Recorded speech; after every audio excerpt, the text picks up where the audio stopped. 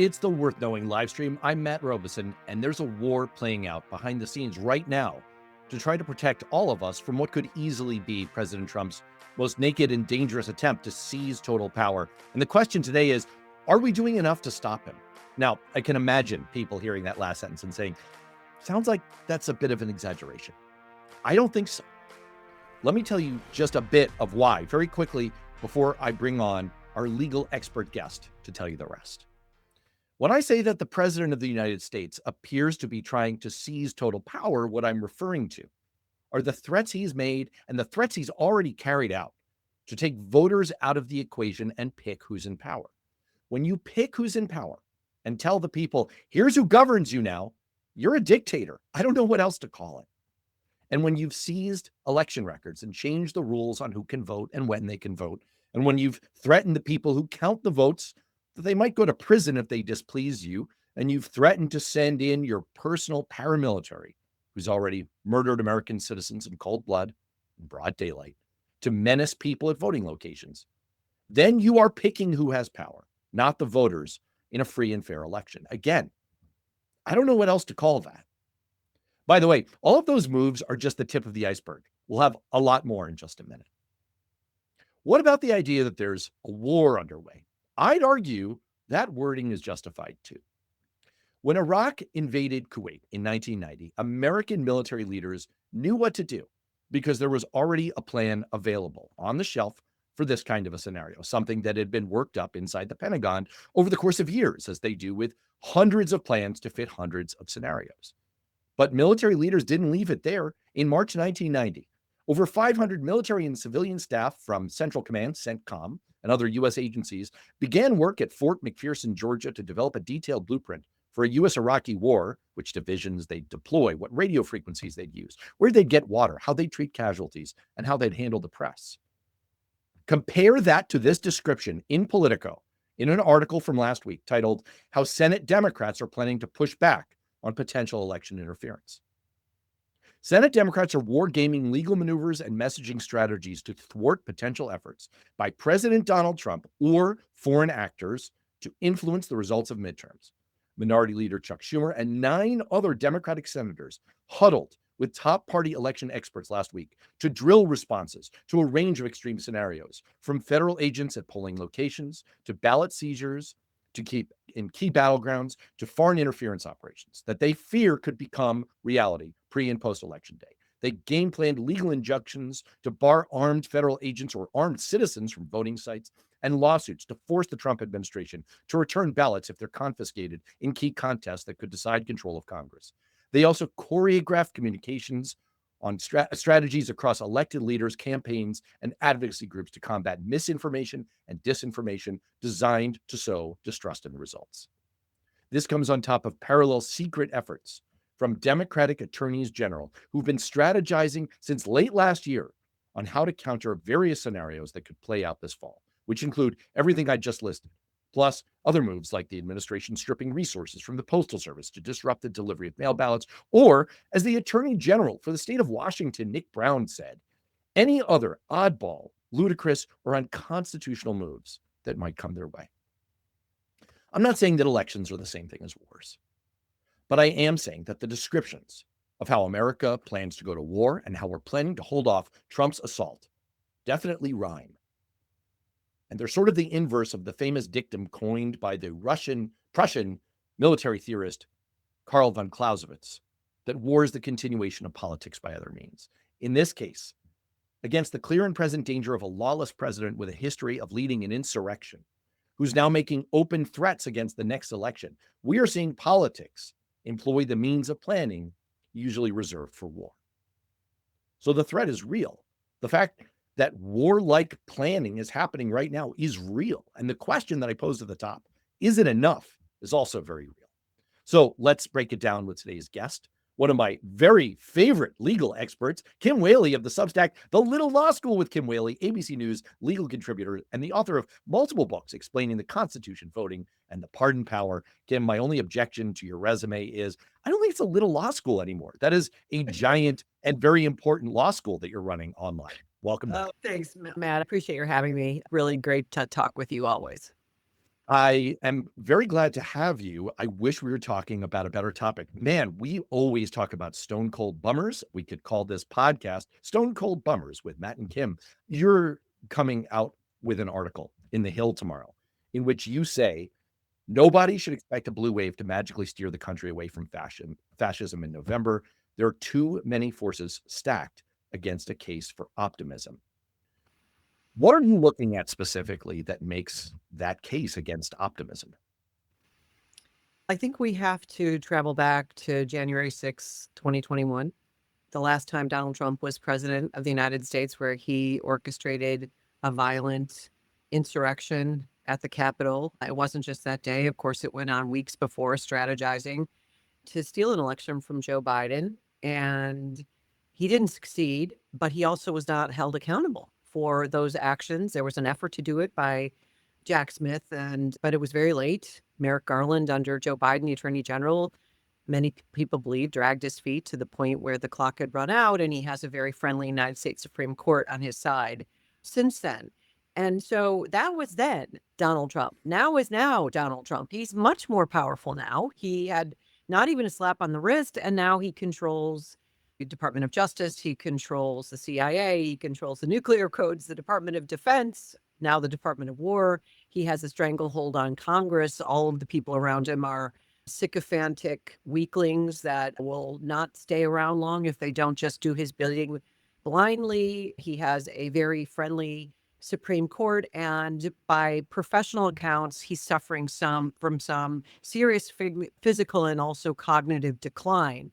All of that together, and the time that has gone into preparing for November, means that the wheels are churning along for at least what happened, maybe more successfully in January. So that's kind of the backdrop where people are like, I think there's this expectation, because so many people in the polls are against Trump, even within his base, all the things that have gone wrong. Okay, we'll just reset through elections in November. But let me just tick through some of the things that you said at the top that give me pause. The Supreme Court has greenlit racial gerrymandering since January, meaning it has suspended what was remained essentially the Voting Rights Act and allow shenanigans to allow Republicans essentially to pick their voters. It's ruled that citizens can't sue the federal government if postal employees intentionally refuse to deliver mail. And I'll get back to that when I talk about his executive order. And we're waiting. Today it could come down, but reporters, myself and others, are waiting for these Supreme Court rulings. There are two that could affect the elections. One, elimination potentially of grace periods for mail-in ballots that would cut off counting of ballots just because they arrived a day after the election. That's in the Supreme Court, and we know from Donald Trump's first executive order, that's one of his aims. And then basically loosening up statutory limits on how much the political parties can coordinate with their candidates. So basically pooling the money of Republican Party with their Republican candidates, likewise on the other side. But that's going to embolden some of this misinformation, disinformation stuff that you've been talking about. Meanwhile, we have states that are enacting voter restriction laws. South Dakota, Utah, Florida, Kentucky, Mississippi, all require passing laws requiring documentary proof of citizenship like birth certificates or passports to register to vote. New Hampshire, a more liberal state, dropped the use of student IDs to register. Kansas stopped recognizing driver's licenses that for transgender voters that don't reflect their biological gender at birth. Meanwhile, Trump, as you indicated, demanding state voter rolls. Courts aren't going along with that, but a court did allow the Justice Department to keep over 200 boxes of voter records that were seized from Fulton County, Georgia, regarding the 2020 election. Meanwhile, the Department of Justice isn't anticipating actually enforcing real voter fraud or election fraud. It has suspended training sessions for prosecutors and FBI agents. It's deleted from its website a 280-page guide on prosecuting election offenses, and there's no person in charge of the election crimes branch right now within the Department of Justice. Election law experts are expecting shenanigans, including violence potentially at the polls around election in November. Of course, we've seen violence in Minnesota. We saw violence in LA. Donald Trump has said he regrets not ordering the National Guard to seize ballots in 2020, during the 2020 election when he was still president. He recently pledged to, quote, have an election integrity army in every state to preserve the sanctity of each legal vote, and it'll be bigger and stronger than ever before. He was asked by reporters since January whether he'd send National Guard or ICE troops to voting locations. He said, quote, I'll do anything necessary to make sure we have honest elections, which of course means elections that go his way, because he's calling Joe Biden's win still a fraudulent election, and that's a bald-faced lie. And then we have his 2 executive orders, and let me just close, and we'll talk about all this, with the most recent one, which proposes to use the Department of Homeland Security and the Social Security Administration data to create a master list of eligible voters that the federal government would then send to states. And it also threatens to prosecute any election worker, any company that prints ballots, that somehow facilitates voting by someone who's not on this mysterious list that doesn't even exist. Now, getting this list together, getting the Postal Service to be able to manage this list is a practical impossibility. And it's created, I think, an expectation among people that follow this stuff that, oh, that's a bunch of nothing to worry about. It's way down on the list of concerns about November. But we've seen, Matt, this president go after political enemies top to bottom in blatant violation of the First Amendment, reporters, political opponents. As you mentioned, there have been people murdered in the streets for exercising their First Amendment rights. No accountability for that. So I think regular people that kind of just go to work to either deliver the mail or administer elections with this thing floating out there have to worry that they could inadvertently end up in the crosshairs. This, I think, when you use the word fascism, this is not could it happen. We are here. We are here. I'm not an expert in fascism, but this is not even close to anything conceivable in the history of the United States as we approach the 250-year point. And I'm gratified to hear the reporting that you summarized that the Democrats are circling the wagons to counteract this as if it were they're getting ready for war. The problem is the old tools that are basically law and elections and democracy, I think, are going to be outmaneuvered by what's been winning so far across the board when it comes to the Constitution and the rule of law, which is brute force, acting without any guardrails or constraints. And why is he doing that? Because he knows there aren't any. The Supreme Court's blessed that in Trump versus U.S. and giving immunity in 2024. And everyone else, for the most part, has been kind of like just stunned, jaw dropped, I don't know what to do, or kind of hunkering down because they don't want their family put through a bogus investigation. It doesn't matter if there's any actual evidence. It costs a lot of money and heartache and stress and can destroy lives just by being targeted by what is now, I think, an arm of the president, not necessarily an arm of the people when it comes to law enforcement and the massive authority that the federal law enforcement apparatus has to violate individual rights and liberties. That's quite an indictment that, as an experienced prosecutor, you just laid out, and you did it with evidence and facts. And I want to do 2 things. First, I want to address, as I always like to do, comments in the chat. And I'm going to pick one because I have a blanket policy. As long as people aren't being offensive or obviously like being bots and trolling, I go ahead and put their comments up.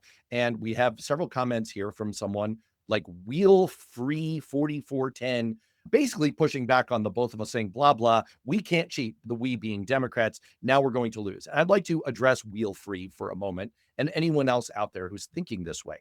You are entitled to your opinion. You're not entitled to your own facts. Kim has just laid out a bill of facts. You can look them up yourself if you don't believe her, which you should. But if you would like to engage in questioning what we're saying here, if you would like to offer alternative facts, if you'd like to push back, feel free. We still, for a few more minutes, have a free and open debate society. We have free speech in this country. You're welcome to it. I just request that you lead with facts. Tell us where we're wrong. Tell us what we have just laid out here that is not true and very full of proof. The other thing I want to do here is I want to pick up on just one piece of this, and there are many. I find in your forthcoming Hill article, which you were kind enough to share with me in advance, everyone else will go check it out on the Hill, which is not necessarily a newspaper that most people should read, but you should check it out for Kim's article coming out tomorrow. You laid out that piece about the threat to election workers, the threat of your postal worker decides just not to deliver something to you because they don't feel like it. You can't sue them. That's a fascinating aspect to all of this. I want to talk, though, about the troops, about the paramilitary, about the deployment of federal officers in some form to polling locations to create mistrust, intimidation, and who knows what else in terms of skullduggery. Republicans on the Senate Armed Services Committee just blocked an amendment that would have strengthened the current ban on federal troops being at polling places. On top of that, we have the comments that you referred to from President Trump about wanting to deploy ICE officers, National Guard troops, or other federal agents to polling places. Now, a tough department, I'm going to be fair and journalistic about this and note that Heather Honey, the Department of Homeland Security's Deputy Assistant Secretary for Election Integrity, said that on a private phone call that immigration officers will not be stationed at polling places in November. This was a private representation that Ms. Honey made, but you have these open threats from the President of the United States to do just that. What does all of that tell you? What does that vote from Republicans in the Senate tell you? What does the current fact pattern tell you about the likelihood of intent to do just that and send federal agents to polling places? As I said in the top, I mean, one thing about Donald Trump is he follows through on what he says he's going to do. And I've written about this in terms of the law around the Insurrection Act, for example. It's extremely broad and vague. A lot of these laws that are designed to protect the public from executive overreach were enacted against a backdrop of presidents complying with norms. Presidents, we can trace back transgressions by presidents, but they do take an oath to uphold the Constitution. Donald Trump campaigned on suspending the Constitution, and he's actually succeeded in many ways that we can talk about with the blessing of the Supreme Court to do that. So the Insurrection Act in this moment is very broad, very broad. I think that's one of those instances where, absent some act of Congress, there's a good faith, legitimate argument. I don't know about good faith, but there's a legitimate legal argument for manufacturing a crisis that would technically justify putting troops in the streets around elections. I'm not condoning that, but I'm saying one thing that Trump does, in addition to just being clear about where he's going, is that he finds, or his team finds, pliability in the law, areas that are a little bit vague, and then he pushes them to places that no one would dare go and says, listen, no one said specifically this is a ban or this is forbidden, because it's never happened before. And then lawyers kind of get into lawyerly gymnastics on the head of a pin and argue this absurdity. And I want to respond to your comment about somebody in the chat who is pushing back on the legitimacy of what we're predicting. And what I like to do is imagine, I don't like to do this, but if you've got some kind of serious medical issue or you just have some weird symptom and it could be serious, and a doctor or a friend of yours says, you should get that checked out. That looks weird. That could be really serious. It could kill you in a year. And you say, nah, I don't have the evidence of that. So I'm going to ignore that. And you tell that to your daughter. Like, how is that going to fly? She's going to say, listen, there's enough concern here, Dad. We just had Father say, you got to get it checked out. And you just have to. You got to gather more information, because the consequences, if this friend of yours over coffee is correct, are so catastrophic and devastating, not just for you, but for me, that please look into it. That's, I Especially, think, what we're saying, Matt. That's what we're saying. yeah, and just to extend your metaphor, what if you've had cancer before, right? Yes. And it's like your doctor says, my wife's a doctor. I promise you, she's never had a patient respond to her saying, you really need to get this checked out. It could be back, and have the patient say like, nah, I'm good. Thanks, doc. Or not even that, but you're full of fake news, you're fake, you're fraudulent. I encourage people, to your point, to prove us wrong.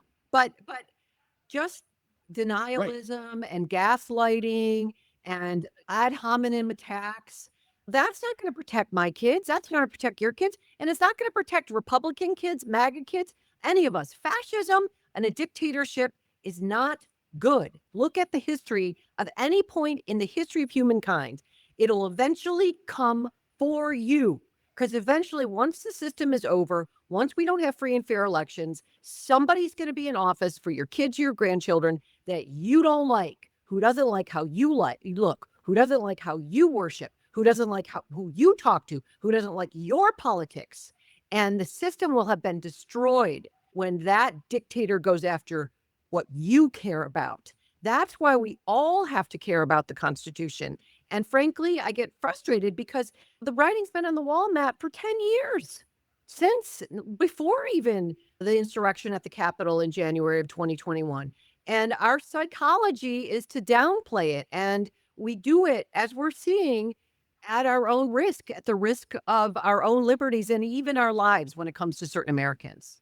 And there's another risk, and I'd like your expert counsel on how to get through it. The risk is, in my view, and I don't think this is a profound point. I think this is probably obvious to most people watching and participating here. The threat and the fear is part of the point. And the idea that you might get attacked, arrested by paramilitary goons if you go to vote in certain places, that's part of the point. The going after Fani Willis and Tish James is part of the point. The retribution, even against low-level, mostly keeping your head down Americans who happen to run afoul of Trump, is the point, because it could hit the election administrator or the postal worker. So you're right to raise the alarm. You have to raise the alarm because, and I want to push you on this question of what more could we do, but we should be doing more. So the question to you first, though, is how do we raise the alarm and fight the threat without inadvertently accomplishing some of the administration's aim of creating doubt and confusion and fear among the people that we need to show up to vote and administer the vote and deliver the ballots? How do we avoid falling into a trap?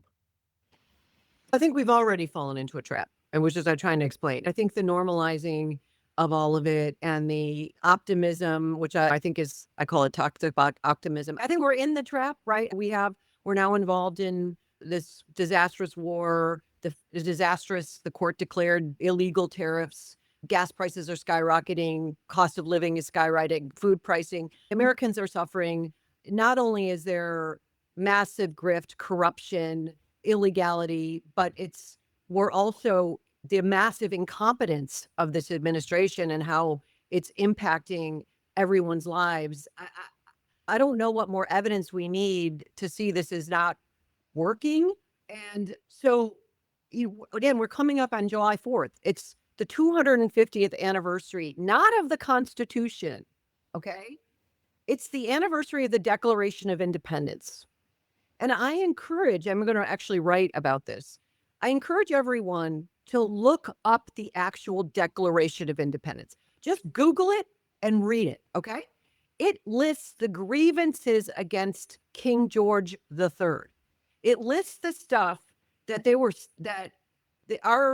some of us, people that preceded us, some of us in the United States. My family didn't come.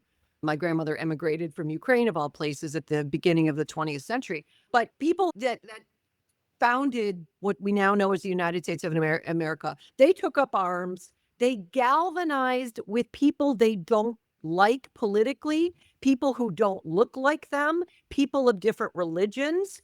Enough people came together who were divided.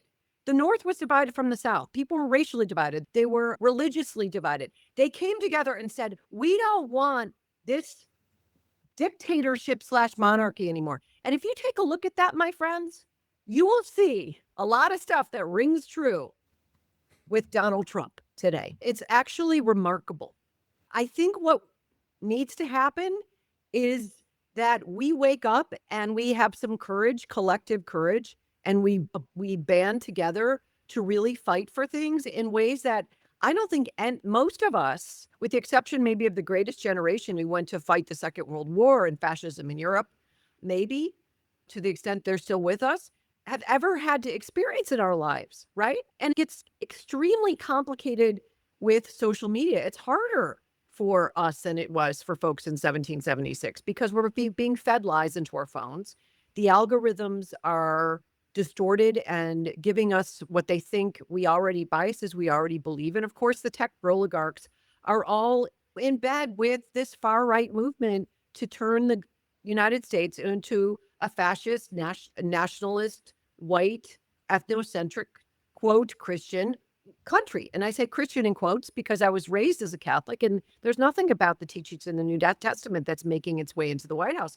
Matt, I don't have an answer to that, but I don't think, who knows, I have to go in the time machine. I don't think Paul Revere running around the British are coming and fathers leaving their children with torches to be slain in the streets for liberty. I don't think they were worrying about, okay, this is too alarmist. And I really think, unfortunately, we're beyond the, oh, golly gee, put your heads down. If the stormtroopers are in your kitchen and you got to get your kids out the back door, you're going to go. And I'm not saying leave America. I'm not saying do anything that's criminal. I'm not saying incite some kind of violent. I'm none of those things. But I do believe that if enough of us take this seriously, we will collectively figure out a way to counteract this. We won't do it relying on the Democrats in Congress. All right, so what can we do is really where to go with this. Democratic-led states are passing laws at the state level restricting law enforcement presence at polling places. They're trying to block federal access to sensitive election data. So that's one thing that's underway. What else can we do? You're clearly laying out that you don't think what we're doing now is sufficient. So what else can we add to the equation? I think every single person needs to do something every day. It can be watching this podcast and clipping pieces of it that resonate with you and putting it on your social media feed, sending it to your family members and the people that you know. The stuff that resonates, it's about raising awareness and cutting through the lies and the deception. It's about, you could start, because people don't want to talk about this. People are exhausted, they're overwhelmed, they're frightened. You could start your own little coffee group or your Zoom discussion group and have that get bigger and bigger. Start with 3 friends and then invite someone else. Sit down once a week to have the hard discussion. Imagine mom has a cancer diagnosis, so the family does a weekly Zoom to talk about next steps, as scary as it is. Or mom has it's terminal. What are we going to do with her house? I'm not saying we're terminal in America, but when in our regular lives, when something this serious happens, we band together and we problem solve. Of course, the most practical things are make sure that you're registered, all your ducks are in a row. Unfortunately, for transgender people, potentially even for women that have changed their name for marriage, some of that stuff is, you're going to have to look through that and maybe make some prophylactic changes. Somebody in the group just said how people banded together in Minneapolis, some obviously risk their own lives. That's a good template. But I'll tell you, the reason the Minneapolis people, I think, were successful is because they were in their backyards. They were taking their kids from schools. It affected them. And I don't know where that sweet spot is, Matt. And if people aren't feeling it, they will. And so you can start thinking about this stuff right now. I really think in long term, we need to think about more creative forms of resistance. There are a lot of people in the United States who believe like this. And we have to figure out ways of forming coalitions that aren't traditional coalitions. The blue states have a lot of people. California is bigger than a lot of countries in terms of its economic footprint. Like we have ways of resisting federal government oppression and dominance that we just haven't contemplated because we haven't needed to. I don't have the answers, but I just encourage people to think creatively about those kinds of things. And let me just build on that for a second, because what you're making is a very important point that I hope will resonate with people. You're talking about individual action accumulating into collective action, working together. And as Lefty Gramps pointed out, even if you're following the Minnesota model and all you're doing is you're tagging, hey, here's where the ICE people are. We're going to keep an eye on them. We're going to deploy the whistles. That has value. And we've seen how that works. I don't want to entirely dismiss the efforts that are underway from attorneys general. I know Democrats have some problems with our current leadership that have come up short, but the efforts from Schumer et al. That are being described, that I described at the top, are a good thing.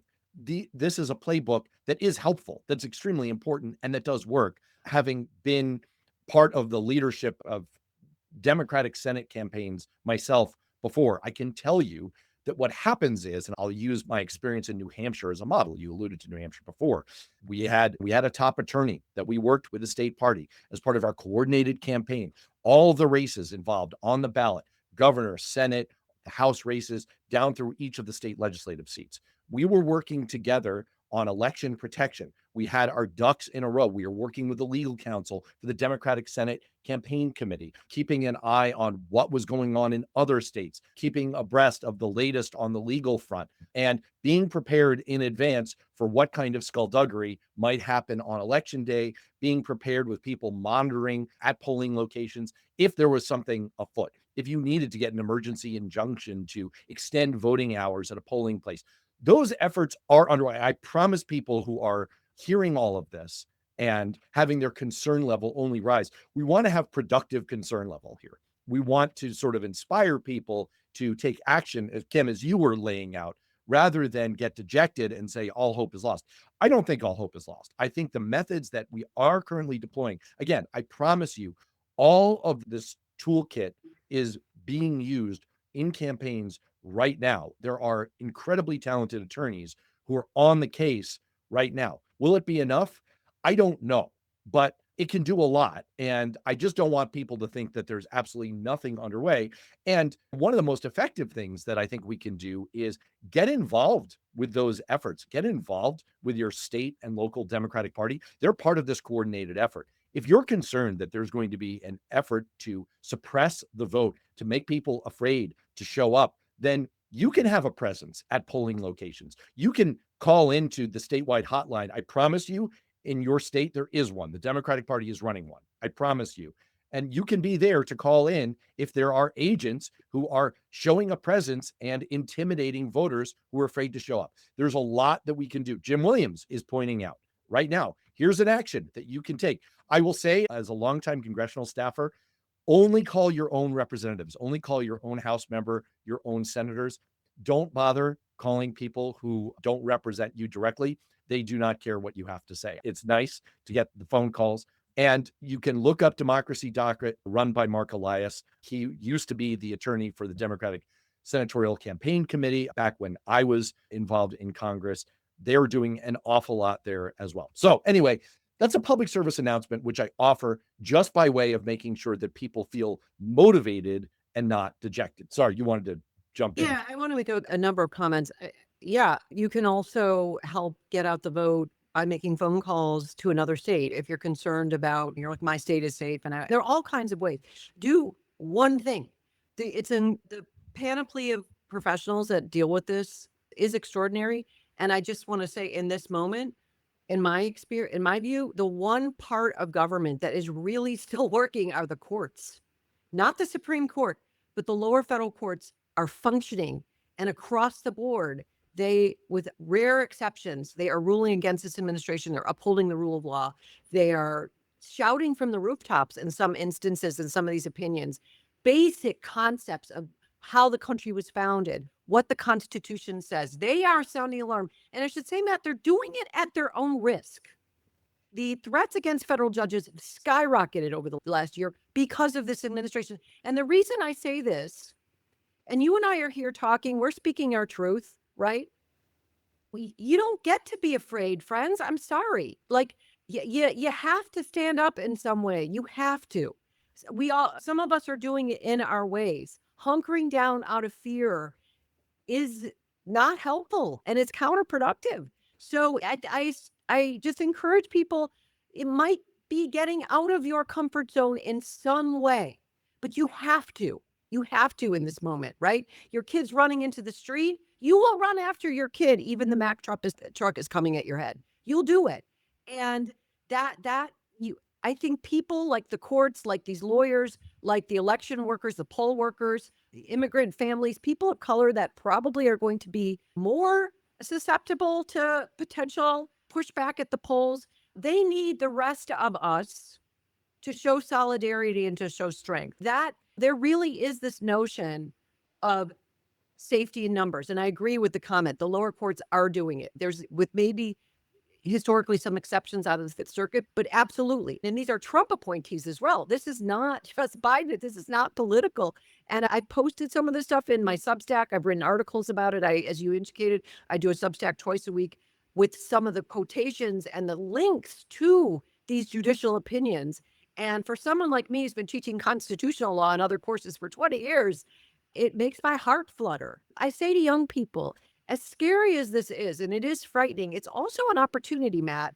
It's an opportunity to make deep change collectively that hasn't really been available to us in a long time because we've been complacent, right? We just assume that the systems will hold, that the checks and balances will just check everybody. Guess what? No. This administration, this far-right movement has outmaneuvered our constitutional safeguards and our constitutional guarantees. So let me one other thing, which is education. What education? You read my book, How to Read the Constitution and Why, or What You Need to Know About Voting and Why, or there's all other kinds of stuff out there. Get yourself up to speed on the basics. I don't know how to fix my car. Actually, I got a leak in my roof. I've had 4 different people come to give estimates. Everybody has different ideas of what's wrong at different prices. You can understand how your own government works and then decide for yourself which piece of it is the one that's calling to you to add to the collective pushback. But we can't just sit back and assume it's all going to just fix itself. We just can't, man. Speaking of having some courage and trying to go after the larger problem and maybe doing a little bit more, I want to talk a little bit about an argument that got a lot of traction on Substack from the very engaging and interesting Christopher Armitage. He makes a case that I find very compelling, but may have a legal flaw in it. So I'm hoping you'll walk us through it. What he's arguing for is that there's an opportunity for state level prosecutors to essentially use the RICO model, the way we took down the mob, to go after the lower levels of the Trump administration who are breaking state laws, even if Trump has this 1-2 punch that you outlined so well in your book on the pardon power of this new grant of immunity from the Supreme Court for all of his illegal actions that have any connection whatsoever to his official duties, plus this untrammeled pardon power. It gives him this like saintly or devilish ability to essentially like immunize virtually everyone in the federal government. But Armitage's argument is that it does not give that kind of penumbra of protection from state prosecution, and that state prosecutors can use their ability to bring indictments to roll up from the lowest level of kind of the Trump mob organization up to the next level, up to the next level. And that's the way you take down a crime family. Does this hold legal water? Would this work? I think that is a good strategy. When I said earlier, or it's something to be thought through seriously, when I said earlier, we have to think about things that are unprecedented. And that's the kind of thing that, when there was just rumblings, and you probably remember before his first indictment, there was discussion of before the first indictment came out of New York, how dare anyone even consider indicting a president? That's unseemly. There's a lot of discussion in the press and then of course he was convicted on those 34 counts out of the state or the Manhattan prosecutor's office.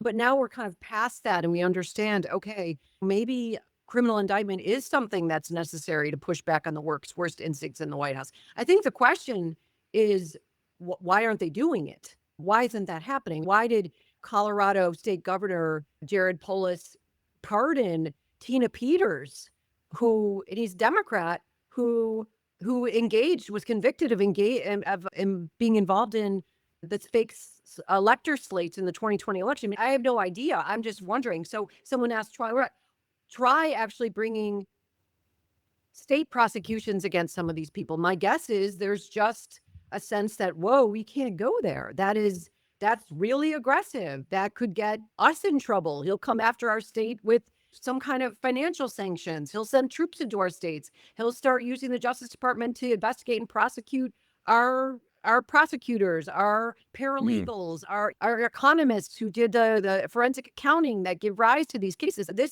That's possible, but it's asking people to put themselves in a very uncomfortable situation. But he's absolutely correct to the point where he's saying the federal pardon power does not govern state prosecution. So anybody that's prosecuted and convicted under state law cannot be pardoned by Donald Trump. That has to be through a state process.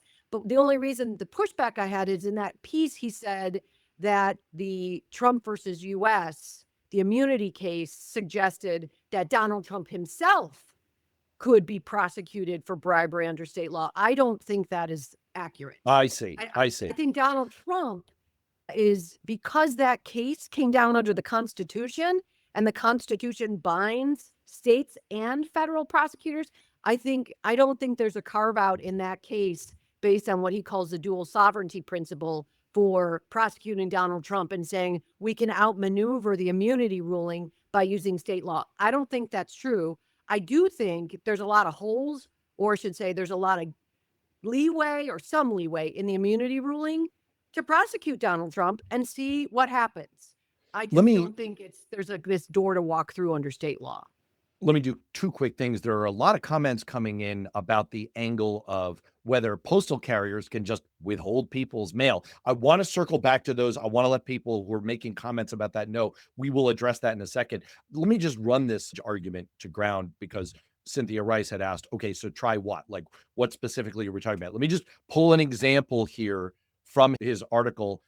Just as an example, he says the DOJ engineers who accessed Social Security Administration data without authorization, which has been confirmed by the Department of Justice, they did this.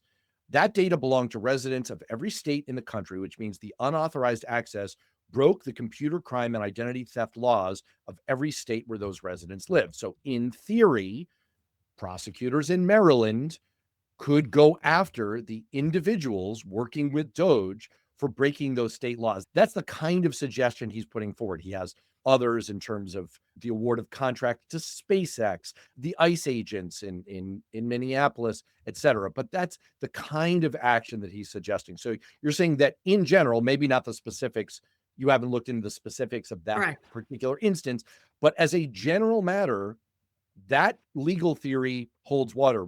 Prosecutors could do this.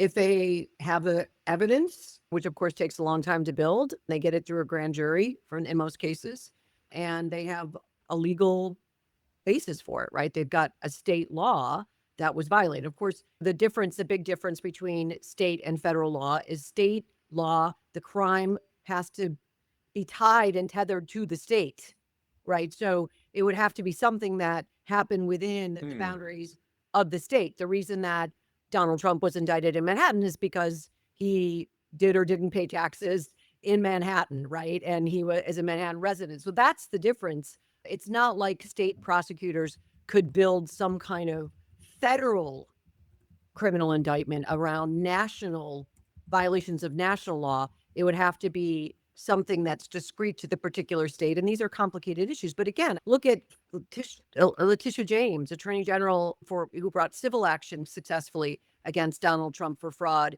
in the state of New York. She's been indicted by this Justice Department. Right. Fani Willis in Georgia, she was taken down in a scandal. I don't know the specifics behind that, but her efforts to successfully secure an indictment over election misconduct in connection with 2020, that fell apart. So I think, again, what you indicated earlier, it's not as much, okay, would these cases succeed?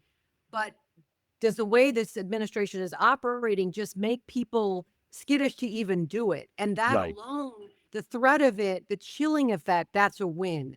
Right. Because Who that wants to means put they can do it with impunity. That means that there's no consequences because no one would dare come after us. Right. Who would put their entire career, their livelihood, their family on the line?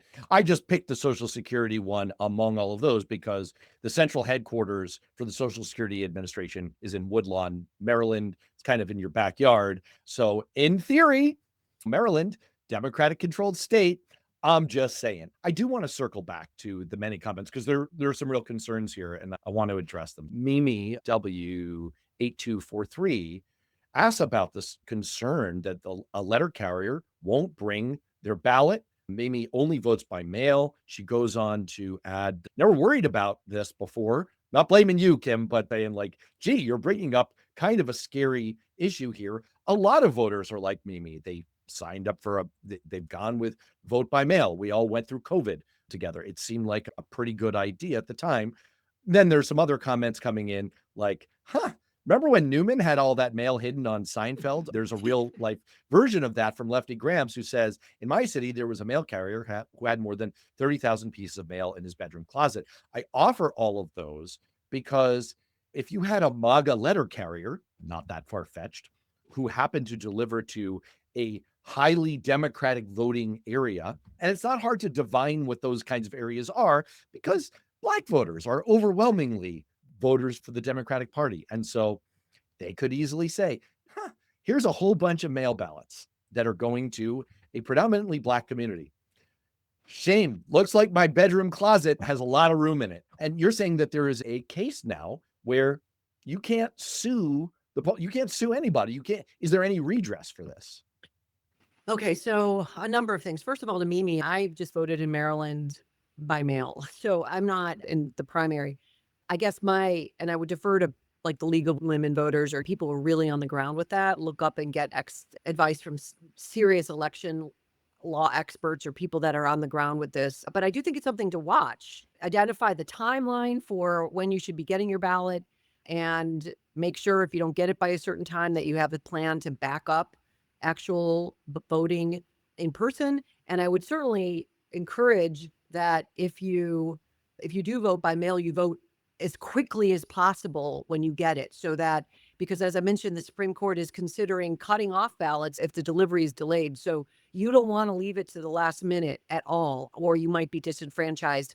We won't know that until the Supreme Court issues that opinion. I know some people, it's just hard to get out to actually physically vote. One of my neighbors, she went to our local voting station and it was like the line was out the door. That can be really difficult.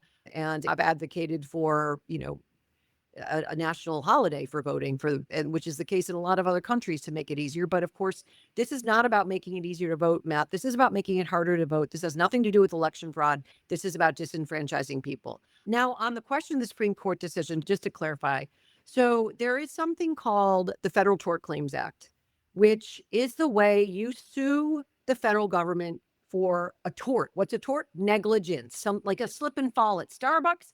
If you slip and fall on the National Mall, at the Air and Space Museum. Let's say on some algae. Yeah, exactly. You've got to go under this federal statute, which waives what is known as immunity, the sovereign immunity. It's really borrowed from the King of England, this idea that the government can only be sued if the government gives you a waiver of that. So the Federal Tort Claims Act gives the federal government, basically gives regular people the authority to sue the federal government. There's a already immunity or an exception in the Federal Tort Claims Act for loss or miscarriage of the mail. That's why you might see people, if they lose your letter, you can't sue. Now, that's different from I have bags in my basement, or that's different from I know Millie Smith, the 86-year-old retiree, gets her Social Security checks, and I'm just taking them every week, right? That's an intentional taking of the mail, and crimes generally involve intent, right? That's the difference between a slip and fall and pushing somebody over a cliff, right? You push someone over a cliff, you're intentionally hurting someone, okay? What the Supreme Court held in this case, called U.S. Postal Service versus Conan, in a 5-4 opinion, it was the conservatives and the liberals in the dissent with Justice Gorsuch, was that essentially that exception includes intentional withholding of the mail. So the Wow. argument was, listen, that's only for if you goof up as a postal carrier, you're exhausted, you lose something, the dog ate your letters.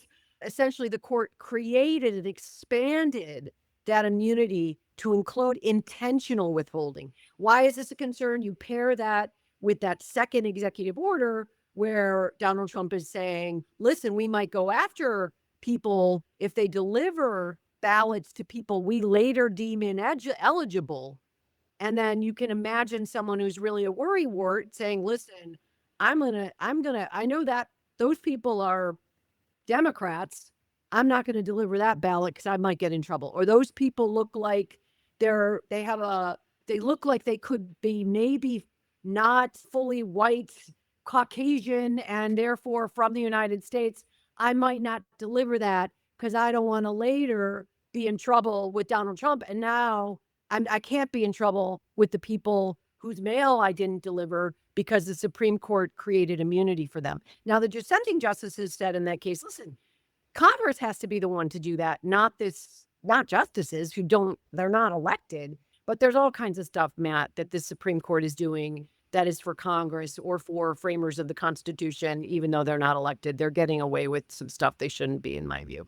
First of all, I do want to get to the Supreme Court and the Constitution. We've left it to the very end. We're going to do that in just a second. I will say it's amazing. We were just talking about how Trump essentially runs a mob-like crime family. And this has echoes of Goodfellas, where they literally, to prevent letters from the school getting to the young protagonist's house, they put the letter carrier's head in the pizza oven. This seems to be essentially what the Trump administration is trying to do here.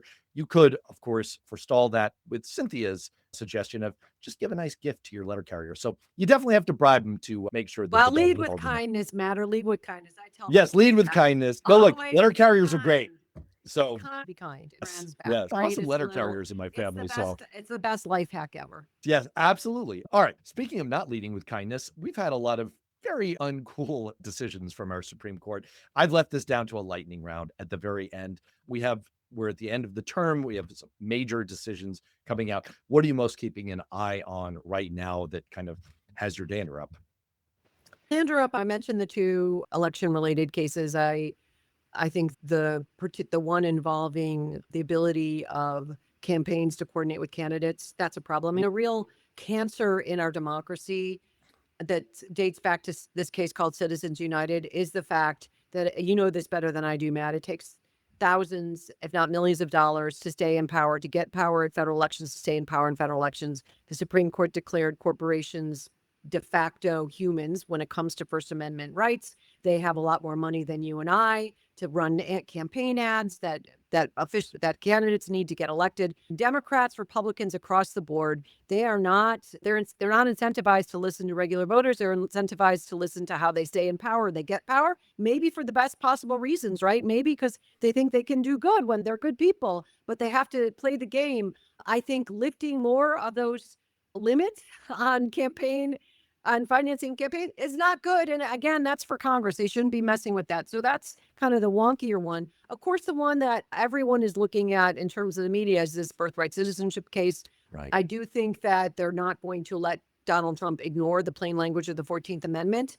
The problem with that, I think, Matt, is they shouldn't have even taken the case. We don't need the Supreme Court to read the 14th Amendment for us. A lot of us we're fortunate enough to learn how to read young in our lives. We can read it.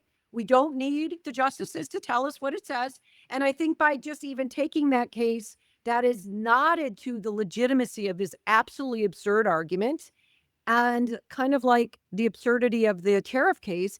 It then, well, when he loses, they shouldn't even taken it. When he loses, everyone will say, see, this is a moderate court. This court rules against the Trump administration. This court's not in Donald Trump's pocket. And then people stop being critical of the court. And I think we should be critical of this majority. This majority added a part of Article 2 of the Constitution that has allowed Donald Trump to commit crimes with impunity. We are all living through that. Those justices should be held accountable for generations for the carnage they've unleashed on this country and on our democracy. Well, Lefty Gramps just said exactly. And if you want more just analysis from Kim Wehle, you can get it on our Substack, The Little Law School, which I don't know. We're going to do a branding exercise at some point. I think you're underselling yourself. I don't think you're better at that. Yeah, the huge law school doesn't quite do it. I don't know, constitutional snark. It's like the nexus of constitutional law, political analysis, just a little hint of snark. Yeah, well, we can crowdsource that one day. That's great. A fun conversation instead Homework. of Homework. The next time Kim is back, we're all going to, yes, they will revisit it later and we will all revisit this later. You can check out all of Kim's work there. And of course, I hope everyone will, as you have been. I see it popping up right here. Thanks to all the people who've been subscribing to Worth Knowing. Let me add too, Matt, if I might, I also have a couple courses on LinkedIn that you can take. Yeah. Tell me more. I have a couple courses one on how to think like a lawyer and solving problems. Anyway, that's also a possibility. If you want to take a mini Kim Wehle course, just look me up on LinkedIn Learning and you'll see a few on there that you can follow along. That is incredible. Or I think that's good. You can also supplement that by just listening to this podcast and live stream, and you can get your dose of Kim. We have you back regularly, although we'll get into your life and travel plans another time. All right. Hey, to everyone who's been here and actively involved, thanks so much for adding to this. It really does add to the experience for us to see your reactions, comments, even the kind of MAGA trolly ones. We like having you here too. And to everyone out there, just take it as fuel. Take it as tackling fuel, right? From the water boy. Like, we're going to go out. We're going to do this. Courage. We've got this. It's hard, but we're going to stay on it. Until next week, stay safe. Be well. See you soon.